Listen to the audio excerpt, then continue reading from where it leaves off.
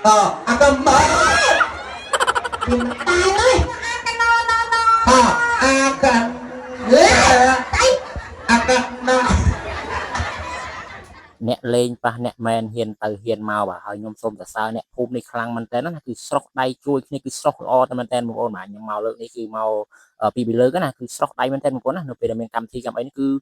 បងប្អូនគឺគាត់មកជួយគ្នាច្រើនមែនតើអ្នកស្រុកអ្នកភូមិណាសម្បីតែបបរនេះគឺចុងភៅរៀបចំដាក់4ខ្ទះអត់ចង់គ្រាន់ទៀតបាទបបរណាបាទសម្បីតែខ្ញុំនេះឯងក៏អត់បានហូបដែរបបរអញ្ចឹងណាដោយសារតែបបរអស់រលីងតែម្ដងបងប្អូនហើយបាទគឺភ្ញៀវច្រើនអញ្ចឹងណាបាទអញ្ចឹងគឺមានតែមួយបាយក្រៅនេះឯងបាទ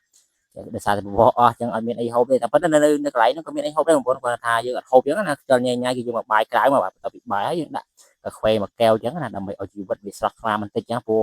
ធម្មតាជីវិតយើងមកអត់កាខ្វេដូចអត់ទៅស្រស់អញ្ចឹងបងប្អូនដាក់កាខ្វេមកវាស្រស់ស្រាយបន្ទាប់មកយើងដេកលេងមួយផ្លែតមកក៏យើងមកដល់ម៉ោងកាត់សក់គឺចំណុចដែលបងប្អូនគឺចូលចិត្តជាងគេដូចខ្ញុំចូលចិត្តជាងគេហ្នឹងគឺកន្លែងលេងកំ pl ៃហ្នឹងឯងបងប្អូនអើយបាទគឺមើលមកគឺសើចផ្អើលទាំងយាយទាំងតាទាំងចាស់ទាំងក្មេង ai cho akan akan tay akan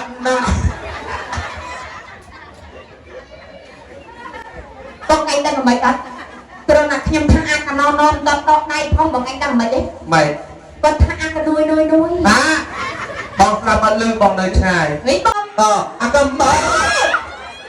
thì mà tài ơi tay nó còn vai biết chặt bọc kia kem chặt vinh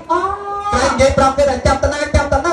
បន្ទាប់ពីកាត់សក់ហើយពេលថ្ងៃល្មមបងប្អូនណាដល់ម៉ោងបាយល្មមអញ្ចឹងណាអញ្ចឹងគឺមកហើយបាទជាងថតទាំងអ្នកភ្លេងទាំងអីហ្នឹងគឺមកហើយបងប្អូនបាយថ្ងៃឲ្យថាកំពុងតែហត់ពី